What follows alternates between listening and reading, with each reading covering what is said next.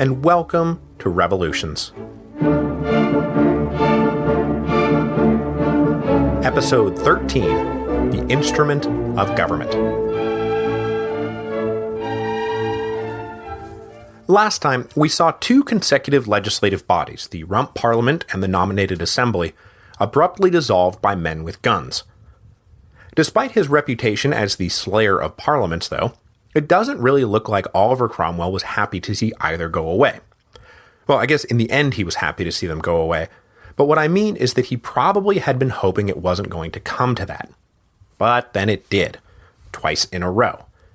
So the entire political system has once again crawled up onto the back of Oliver Cromwell. Luckily, John Lambert was right there with the instrument of government ready to go. On December the 15th, just 3 days after the murder-suicide of Barebone's Parliament, the instrument of government was adopted. On whose authority was it adopted? Look, it was adopted, okay? Does someone want to get Cornet Joyce in here to explain it to these people? The next day, in a sparsely attended ceremony at Westminster, Oliver Cromwell was sworn in as the Lord Protector of the Commonwealth of England, Scotland, and Ireland. But what did that mean? Well, let's get into it, shall we? Lambert's instrument of government is actually a pretty nifty piece of work. It was constructed in part from the remnants of the old heads of proposals, and grounded most especially in the theory of separated powers.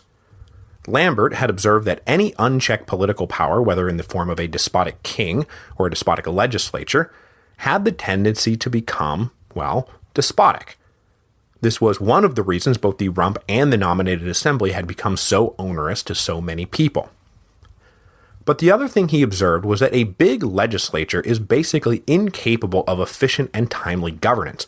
It's a too many cooks spoil the broth kind of thing. So the instrument of government divvied up legislative and executive power between three interlocking, mostly co-equal branches of government: a big legislative parliament, a small executive council, and a Lord Protector who straddled them both while being simultaneously limited by both. On the legislative side, the instrument thoroughly reorganized Parliament. It would now have 400 members representing England and Wales, and another 30 each for Scotland and Ireland. New elections had to be held within 3 years of the closing of the last session, and each new parliament was guaranteed a minimum life of 5 months. The property requirement for suffrage was jacked up to £200 annually, and the district lines were radically redrawn to eliminate all the rotten boroughs floating around out there, and bring some semblance of rationality to the electoral process. Catholics were of course disbarred both from voting and serving in Parliament, as were ex-royalists who hadn't been granted specific exemptions, which Lambert hoped would solve the problem of the first Parliament potentially voting to restore the monarchy. On the executive side, the council was to be composed of between 13 and 20 members who would serve for life. Lambert devised an elaborate system of choosing new councillors, with Parliament nominating 6 candidates, the sitting council narrowing the list down to 2, and then the Lord Protector selecting the winner. Once a councillor was in, though, they could not simply be dismissed by the Lord Protector at will, as a king could eject someone from his Privy Council. It required a fairly cumbersome impeachment process to get rid of an objectionable councillor. And when you consider that the council was to have control of the armed forces when Parliament wasn't in session, and they were to be the ones who selected a new Lord Protector if the old one died, it's pretty clear that the independent power lodged in the council was one of the major political innovations of the instrument of government. The office of Lord Protector, meanwhile, was designed to be a king in all but name, but not the kind of king King Charles I had aimed to be, more like the kind of king that Parliament had tried to make him, a sovereign whose power would only be wielded within a tightly constructed box. The Lord Protector, for example, was given a veto power, but it was far from absolute. Basically, the Lord Protector could refuse to sign a bill, but if, after 20 days of inaction, Parliament took a second vote and the bill again passed, then that was it. It was a law. And there was no 2/3 requirement, just another majority vote. On the other side of the equation, the Lord Protector was the head of the Executive Council. But if Parliament wasn't in session, and for example a question of military deployment came up, the Lord Protector was bound by the majority vote of his council, even if he disagreed with it. Now, the office wasn't just some empty figurehead, and it drew enormous influence by being able to serve both a legislative and executive function. But the Lord Protector is not an absolute dictator. The office does, however, lend its name to this particular period in British political history. We call it the Protectorate. The first Protectorate Parliament was to convene on September the 3rd, 1654, the auspicious anniversary of Cromwell's triumphs at Dunbar and Worcester. In the meantime, he would rule with his selected council temporarily, but then allow the new Parliament to ratify their decisions to give it all a nice veneer of legitimacy. So that takes care of England. But what about the other 2/3 of the Lord Protector's domains, Scotland and Ireland? We left Ireland when Cromwell sailed away back in April 1650, and then left Scotland when Cromwell chased after Charles II in August 1651. So where do these two now conquered lands stand in the Protectorate? To take Scotland first, after the defeat of Charles II at Worcester, the Rump had intended to simply annex the country, but like most everything else, they never got around to it. Some steps had been taken to align the country with England in preparation, though. The old feudal hierarchies were abandoned and replaced by a system where the Scots essentially governed themselves locally, but were answerable to English commissioners and judges. This was not so bad considering the alternatives, and the only really controversial bit was that the English imposed religious toleration. The hardcore Scottish Presbyterians were of course righteously ticked off, but most everyone else decided they could live with it, especially if it meant ending the military occupation faster. Scottish commissioners were then invited down to haggle over the coming political union, but the expulsion of the Rump put everything on hold. Barebone's Parliament picked up the baton where the Rump had dropped it, along with every other baton the Rump dropped, but their negotiations with the Scots hit a snag when a royalist insurgency suddenly broke out in Scotland. See, after he landed in France, Charles II had appointed the Earl of Glencairn to pick up the royalist standard in the north and try to carry on the fight. As with the Marquis of Montrose's various adventures, Glencairn found support mostly in the Highlands, but by September 1653, he started making headway in the Lowlands too. The commander of English forces in Scotland was Robert Lilburne, brother of freeborn John, and in an attempt to nip the uprising in the bud, he probably came down too hard on the Scots and wound up inadvertently provoking further unrest. By January 1654, as Cromwell was settling into his new role as Lord Protector, there were perhaps 5,000 to 10,000 Scots under arms, but long-entrenched rivalries between Highland clans and Lowland clans made it difficult to unify the movement. Plus, the Earl of Argyll had decided he was done supporting the monarchy, and stuck with the Protectorate regime. In April, General George Monk took over from Lilburne, and by the end of summer, the insurgency was pretty well broken. While Monk was putting down Glencairn's uprising, Cromwell and his council passed the Ordinance of Union, which abolished the independent Scottish Parliament. The Scots were now to be represented in a unified British Parliament under the terms of the instrument of government. To make this medicine go down easier, the Ordinance of Union also opened up free trade between England and Scotland, and then the Act of Pardon essentially exonerated every Scotsman who had ever taken up arms against England, except for a short list of specifically named men. So now that General Monk is up in Scotland, from whence he will help restore the monarchy in 1660, I think it's high time we finally took a tangent and grappled with the career of General George Monk. He was born the second son of a bankrupt landowner, which pretty well meant that he had two available career paths, the military or the clergy. Monk chose the military, and as a 16-year-old volunteer, he served in the ill-fated Cadiz expedition of 1625, the one organized by Buckingham that we talked about way back in episode 1. 2 years later, he was back home and stabbed a sheriff to death who was coming after his father for debt delinquency. So, Monk skipped town and joined the ill-fated La Rochelle expedition, the one that we also talked about back in episode 1 that got people really super mad at Buckingham. From there, he volunteered for service with the Dutch and wound up serving as lieutenant under Sir George Goring. He stayed in the Netherlands for 9 years until he got into an argument with his Dutch masters and resigned. He returned to England just in time to join the Bishops' Wars, and as you will recall from episode 3, he served as a colonel at Newburn and managed to withdraw the artillery in good order, one of the only not totally embarrassing things that happened at the Battle of Newburn. A few years later, in February 1642, he was one of the few soldiers actually shipped over to deal with the Irish Rebellion, before preparations for the First Civil War kept everyone else at home. He fought the Irish rebels until the cessation was signed in September 1643, that was in episode 6, and was preparing to ship off to fight against Parliament, but he pointedly refused to sign a loyalty oath to the king. So, instead, he was shipped off to Oxford to personally explain himself to Charles, which apparently he did, because the next thing we know, he's being sent off to help lead the troops coming over from Ireland. But of course, those forces were whipped by rising star Sir Thomas Fairfax, that was also episode 6, and Monk was captured. He would spend the remainder of the war locked in the Tower of London. He was released in early 1646 after swearing to faithfully serve Parliament, and was sent back to Ireland, where he became the commander-in-chief of the forces in Ulster. After fighting off and on for the next few years, he suddenly found himself isolated by the execution of Charles, which galvanized the enemies of Parliament in Ireland.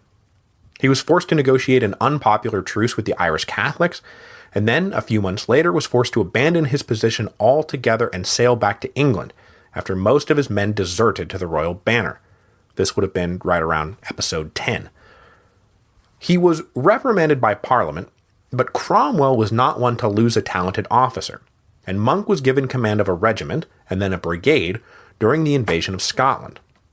He was invited into Cromwell's Council of War, led an infantry brigade at the Battle of Dunbar, and was then left in charge of mop-up operations in Scotland after Cromwell and everyone else chased Charles II into England. That was episode 11. He finished off the conquest, including putting Dundee to a pretty brutal sack, but then resigned his commission when his health gave out. So that's the career of General Monk up to this point, right? Oh wait, no. After he resigned his health, he wound up getting named one of the 3 generals at sea for the Anglo-Dutch War, along with Robert Blake and Richard Dean, because even though he had no naval experience, he was a master of artillery. After Dean was killed and Blake was injured, Monk wound up in charge of the whole naval war, and was the mastermind behind the final victories in the summer of 1653. So that is the career of Monk up to this point. He will spend the next 5 years as the military governor of Scotland, and, as I've hinted, will play a major role in the final breakdown of the restored Rump, yes, the Rump is going to be restored, and the restoration of the monarchy. But we'll get to that later. Okay, end of tangent. So in Scotland, the major themes of the political settlement were reconciliation and tolerance. The themes of the Irish settlement, on the other hand, were not that at all. Rather than limiting blame to a few select rebel leaders, the English seemed perfectly willing to blame the Irish collectively. Before it was dissolved, the Rump had passed a bill that, if interpreted literally, would have meant the deaths of upwards of 80,000 Irishmen for having participated in the various revolts of the last decade. But the law was never interpreted literally, nor was it possibly even meant to be. Mostly, it was meant to create a legal rationale for voiding land titles, because what the English really needed was not Irish heads, but Irish land.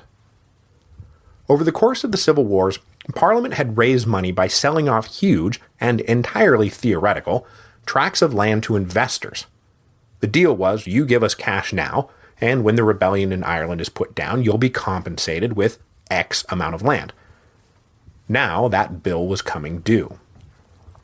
The other bill coming due was presented by all the English soldiers who had served in Ireland, in part because they had been promised land when they were discharged. So there were a lot of IOUs floating around out there when Cromwell inherited the problem in 1653. The 2 big questions facing Cromwell and his council were, first, is the confiscated land going to be spread all over Ireland, or concentrated in one specific area? And second, what do we do with the Irish currently living on the land? Were they going to be rounded up and moved, or would they be allowed to stay? In September 1653, Cromwell gave his assent to a bill that answered these questions. The seized land is going to be concentrated in one spot, specifically 10 contiguous counties around Ulster, that hotbed of rebellion, which was now on its way to becoming the Northern Ireland we know and love today. To facilitate the transfer, dispossessed Irish landlords were going to be removed en masse to the county of Connaught. The question of what to do with the Irish commoners took a little more time, but in 1655 it was decided they could either follow their lords to Connaught, or if they wanted to stay behind, that was cool too. Goes without saying, of course, that when conquered Ireland was folded into the instrument of government, that the only men who enjoyed suffrage came from this new English landlord class. Ireland would be represented in the Protectorate Parliament, just not by, Irishmen. While everyone waited for that first Parliament to meet, Cromwell and his council tried to get the ball re-rolling on some of the stalled domestic reform measures, including laying out a new established church, discharging rotten ministers, and strengthening national finances by consolidating all revenue into a single treasury. But the big issues during the parliamentary interregnum were in foreign policy. Specifically, concluding a treaty to end the war with the Dutch. But more broadly, Cromwell had developed a vision for a tight union of Protestant nations, and he wanted to use the treaty negotiations with the Dutch as a springboard for that larger goal. In April 1654, the nice and vaguely worded Treaty of Westminster was signed by the English and Dutch. It contained none of the punitive measures that previous English negotiators had demanded. It did, however, contain an agreement that neither country would harbor the enemies of the other. This was far more important to the English than it was to the Dutch, because exiled royalists had settled in Holland in great numbers. Indeed, their presence and budding alliance with the House of Orange had been one of the sub-causes of the recent war. Cromwell also got a clause inserted that disbarred the 3-year-old Prince of Orange from holding the office of Stadtholder, or Captain General, which was designed to keep the royalist House of Orange from wielding official power in the United Provinces.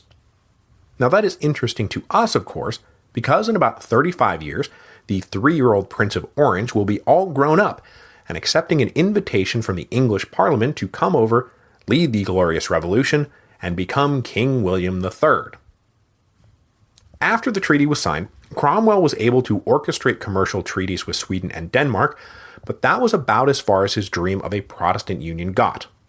As it turned out, everyone was pretty nervous about the long-term ambitions of this newly militarized English protectorate, especially since it was in the process of annexing Scotland and Ireland. Nobody wanted to be next on the list.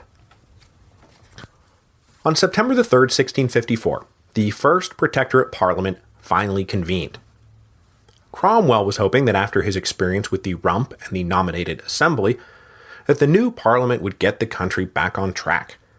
Unfortunately, as we are about to see, third time was not, in fact, the charm. The composition of the Parliament was a mix of rookies and veterans.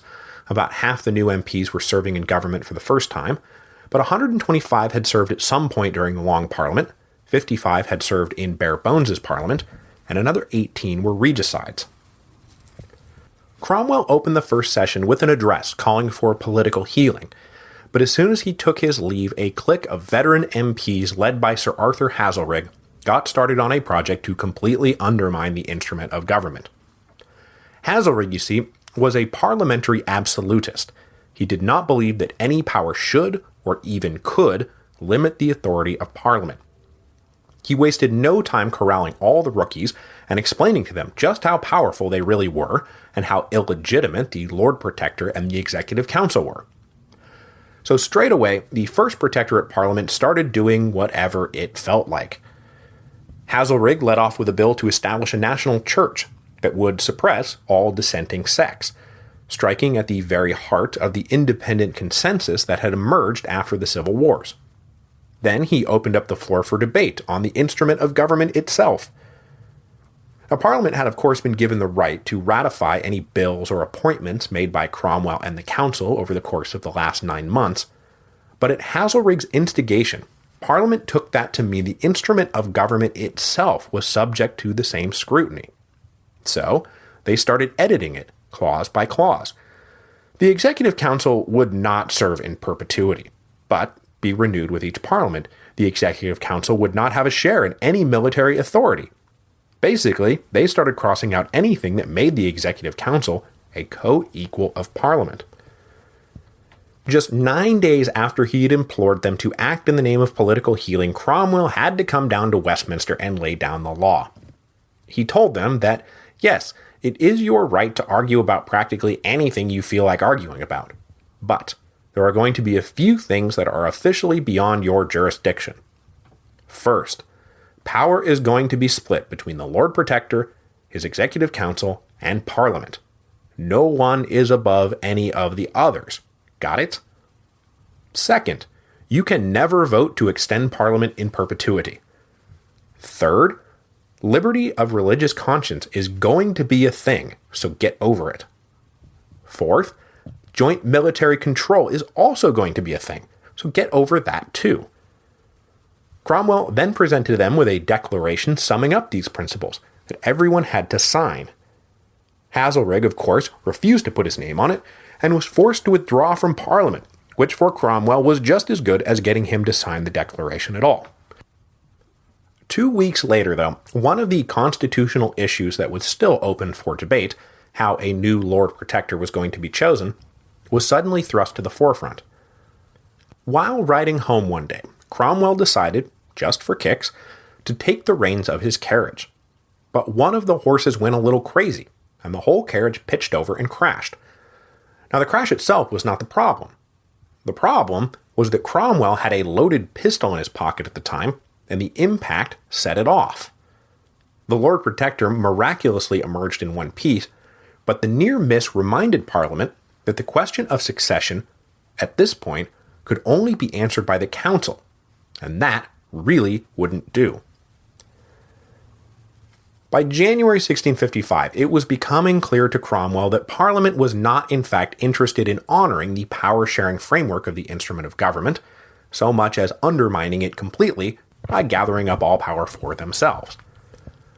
Confirming Cromwell's suspicions, Parliament put together a series of amendments to the instrument that, among other things, gave Parliament, not the Lord Protector, the final say in who would serve on the Council, gave Parliament, not the Council, the right to select the new Lord Protector, and that signed declaration or no signed declaration, they weren't going to share military authority with anyone.